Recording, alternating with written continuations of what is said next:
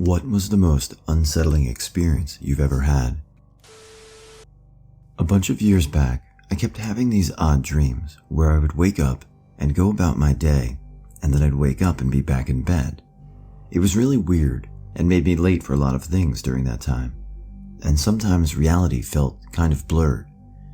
Anyway, right around that time, I had a strange dream/experience that still freaks me out. I was having a dream, and in the dream, I was in my room. There was a man outside of my bedroom door, and I knew he was bad, evil, and he wanted me to come out. I woke up, opened my eyes, gasped, relieved that I was awake, and then I heard the voice of an old man. "Come out, fisher boy." Now, I'm not a fisherman, and I'm not even a dude, so it didn't really make sense, but holy fuck was I terrified. And the strangest part? I was fully awake. I got up, opened my door, nothing. I'm still creeped out to this day. I never knew my father, and my mother was a drug addict. She eventually did a 4-year stint in prison for possession with intent to distribute. I remember watching her lose her shit at a custody hearing when it was determined that I'd be living with my maternal grandmother. "He'll end up just like me," she said. So I'm 11 years old and move in with my grandmother, who lived in the middle of nowhere. We didn't have much of a relationship prior to this. Obviously, my mother didn't like her and kept her at arm's length. It didn't take long for me to figure out why. My grandmother was cold, distant, and behaved strangely. She was devout Pentecostal and believed in tongue speaking. Within the first couple of weeks, I woke up to her standing in the doorway to my room. She was just watching me sleep. The only reason I woke up was due to her muttering something unintelligible to herself. "Grandma, is everything okay?" I asked. She closed my door without saying anything. Some time passed, and I woke up in the middle of the night, freezing my ass off. It was winter, and I discovered that every door and window in the house had been opened. I went to check on my grandmother, but her room was empty. Eventually, I found her sitting on the porch in her nightgown. She normally wore thick socks or slippers around the house, but this time she was barefoot. I'd never seen her feet before and was horrified by what I saw. Her toenails were long, thick, and dark. They curled over her toes. Her pale, veiny feet were hairy like a man's. I looked away not so much in disgust, but fear. "Grandma, it's really cold inside," I said. "Why are all the doors and windows open?" She turned to me and said, "You ought to be quiet now and go back to bed. I can hear things in the wind that no one else can. I need to hear the wind tonight." I went back inside, put on my warmer clothes, and tried to fall back asleep. I could go on and on about all the weird, fucked up things my grandmother did, so I'll conclude with this last story. I had a half day at school once, and apparently she forgot about it. The bus dropped me off, and as I approached the house, I noticed one of the front windows was broken. I decided to investigate and walked around the perimeter of the house. As I got close to the backyard, I heard my grandmother's distinct muttering again. I peeked around the corner of the house to see what she was doing. To my horror, she was scurrying back and forth on all fours like an animal. She'd stop, mutter something to herself, then move about on all fours again. It was truly a terrifying sight. I went straight inside of my room and closed the door. I never learned why the window was broken, or what she was doing in the yard. Thankfully, I only had to live with her for 2 years. She passed away from a stroke. I went into foster care for the remainder of my mom's prison sentence, plus an extra year to see if she could stay clean and get back on her feet. Foster care sucked, but it was a lot better than living with my insane grandmother. I remember when some distant relatives came to settle her estate. They found a lot of bizarre things amongst her possessions, but one that stood out the most to me was her Bible. There was blood and shit stains throughout it, and almost every page had scribbles and weird symbols/drawings on it. I'm in my 30s now, and still have nightmares about living with her. My mental health was so drained from an irregular schedule and gaslighting from my ex. I was so fucked up off little sleep that my ex got pregnant from another guy, blamed it on me, and had me pay for the abortion. Several times we would be in a fight and she'd threaten to scream. With our size and race differences, people would believe whatever she said. Just being with someone so manipulative was unsettling in hindsight. For someone to hold that much power over you and make you feel so inadequate is damn near a horror movie. This is in the top 3 most unsettling experiences in my life. When I was 13 years old, a fairly old woman came up to me at the mall with a very perturbed and frightened face, and as she approached, she said, "You will not live to 18, and immediately hobbled off.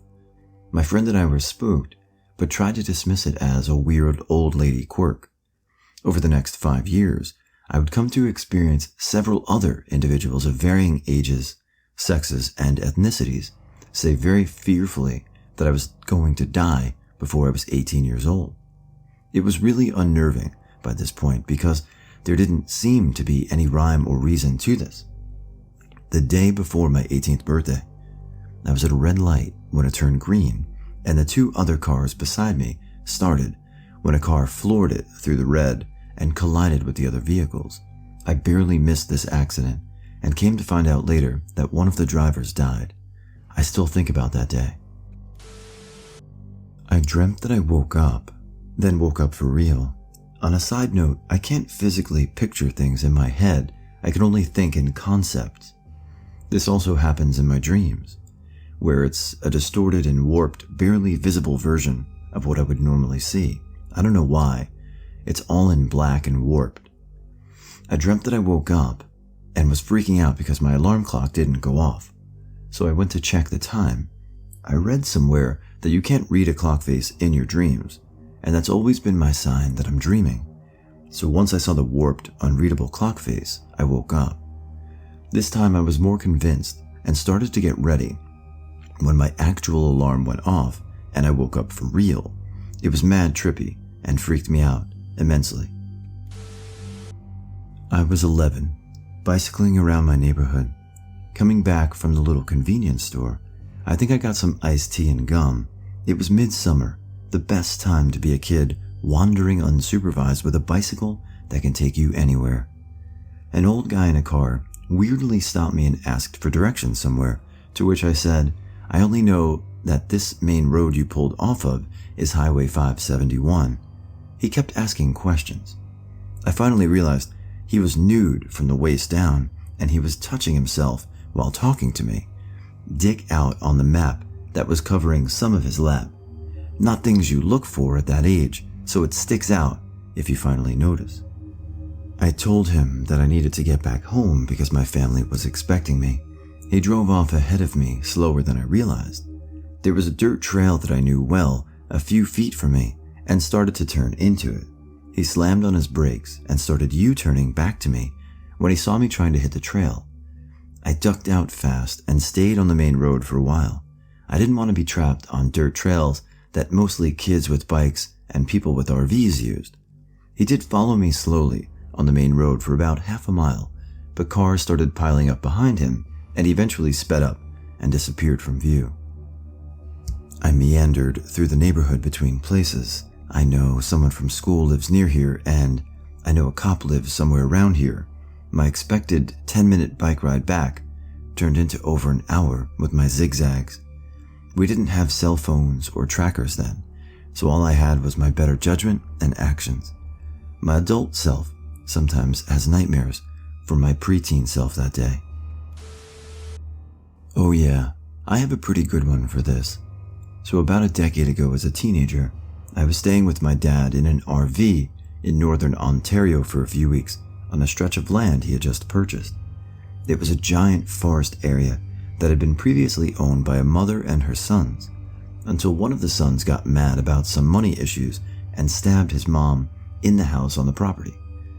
Her second son split the land into 3 parts and sold it off. My dad got the land to the right of the old house, which was never torn down, but was unoccupied. So one night I was alone in the RV. My dad had left for the night to his girlfriend's place, and it was just me and his 3 Bernese mountain dogs. I turned the generator off after watching some TV and went to bed. A few hours later, I was woken up by this insane loud screeching. The dogs heard it too and were freaking out. I went outside the RV, and of course, it was coming from the direction of the old house. I was completely alone in this forest, miles away from town, and was absolutely terrified. I rationalized that it was just some animal, but it started coming from other directions simultaneously, and it never stopped to breathe for 10 whole fucking minutes. Jesus, I'll never forget just the absolute terror I felt out there. It eventually stopped, and I left the next day and never went back to that place. Not saying it was a ghost, even though I might have experienced something on that level before. Might have just been some horny bobcats, lol. Being completely alone, the history of the place, and not being able to drive at that age made it a lot more terrifying. I had these goggles as a really young kid, like around 5 or 6, and one day while alone in my playroom, I put them on. From behind a desk that was against the wall, a sort of half-ape, half-human looking thing climbed out and started to approach me.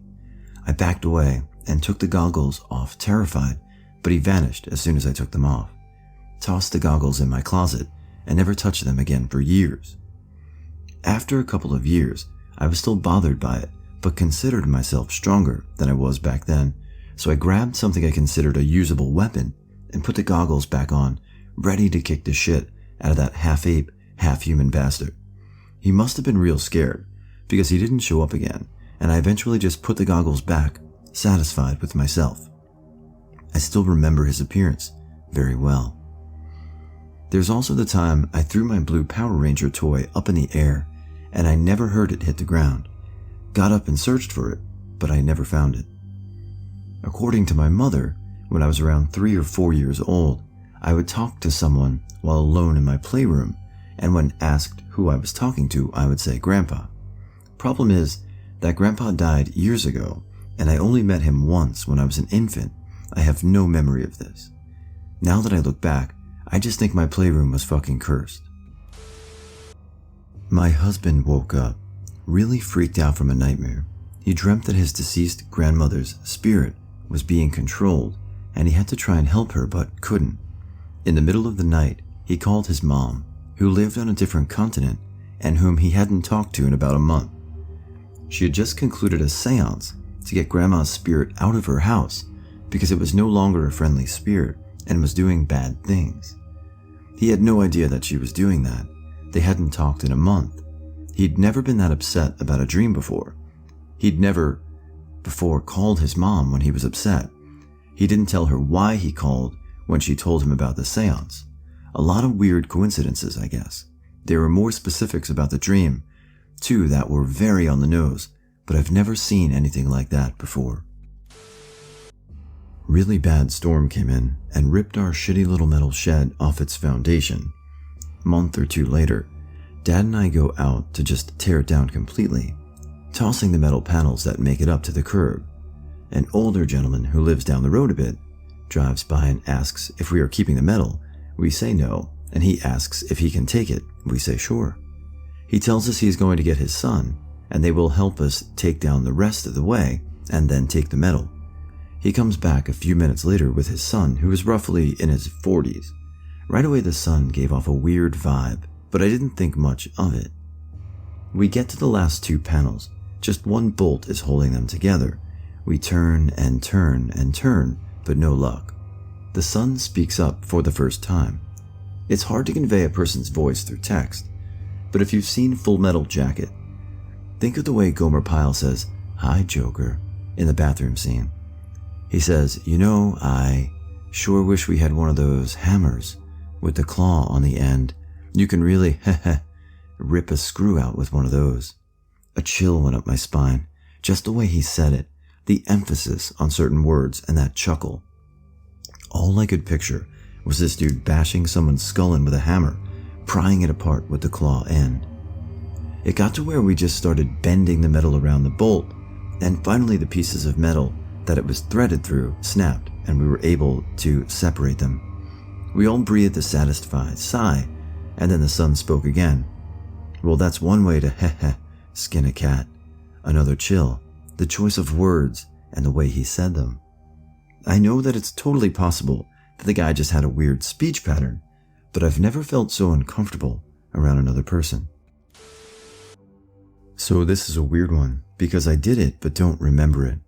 I was in high school and sleeping over with some of my friends playing games and bullshit. We were all in this tiny room where we were also sleeping, so I eventually got tired and laid down. An hour or so after that, I apparently sat straight up, looked directly at my friends who were still awake gaming, and as one of them describes it, started speaking in tongues. After I stopped, I laid back down and was completely out again. In an understandable confusion, they wake me up asking WTF that was. Of course, I have no recollection or idea what they're talking about. One time, my wife and I dropped acid and decided to go on a walk. We had both done it before, but we stayed inside the whole time to keep from doing anything stupid until we got more accustomed to the experience. Anyway, during this trip, we wanted to see the outside world, so we went for a walk around our neighborhood. I looked around and no other human was outside, but I couldn't shake the feeling that we were being watched. I was coherent enough to tell myself that nothing was watching us, but that strong feeling stayed until the second we were back in the house and the door was closed. I haven't experienced it since, thank goodness, even though we've made the same walk while tripping a few other times. I used to work overnight at a hotel a block from the interstate here in the US. Other than guests, I was completely by myself. In the off-season, sometimes I'd be the only one in the building. Once I had an old guy come in around 11 at night. He seemed normal and asked about room rates. I told him, and he wasn't sure he wanted to spend that much. He said he'd go have a cigarette and think it over and asked if I'd like one. He seemed harmless and I was a smoker then, so I said sure. We go out front and his conversation got slowly crazier and crazier. Over the next 2 hours, he told me about how he used to be in the CIA, how he had to kill his friend's dad, so now his friend was out to kill him. Our government was conspiring with biker gangs. China was going to invade and rape and kill us all, and so on. He kept reaching into his jacket and saying, "Don't worry, I'm not going for a weapon," which did not put me at ease. Finally, the phone rang, so I was like, gotta go, and ran inside, but he ran in right after me before I could lock the front door. He didn't come behind the desk, but he started banging on the counter, yelling about how they were going to come and kill us all. I just stayed very calm and said, "I sure hope not." He then started to cry and told me what a good girl I was. He said, "You're number one." I said, "Thank you." He said, "Say it." I said it. He said, "Hold up one finger." I did. And then he walked out, and I immediately locked the front door, went into the back area and locked that door, and called the cops. They went and talked to him, but said he had a bus ticket and was waiting for the bus, so they were basically going to let him be the next town's problem. Awesome. This actually happened yesterday. I went for a walk. I was alone, pretty far from home, and it was getting dark. I vividly heard a dog snuffling my leg and freaked out. I've been chased by plenty of dogs before and am irrationally afraid of ones I don't know. So I jumped and whipped around and saw that there was nothing there. I started running, not sure why, since a dog wasn't actually there. As I was running, all the ambient noises around me started getting louder, like I was in a horror film. As I was running past a gutter, I thought I heard an airplane or maybe a very loud sprinkler, but I think it was just the wind. Eventually, I stopped running. Every once in a while, it felt like someone was following me or watching me. At one point, I suddenly had no sense of balance and almost fell down. It was like I was on drugs or something. Actually, a police car passed by as I was running, and I can just imagine the cop thinking I was on drugs for jumping and running from nothing. I think this was the most unsettling because I've been seeing strange people in my periphery or hearing things for a while, and more recently, mixing up my family members' voices or faces. Example, I thought my 11-year-old brother said something when it was actually my middle-aged father. I'm around the age where schizophrenia commonly develops, and I'm a little concerned. It mainly happens when I'm tired though, So maybe I just need a better sleep schedule?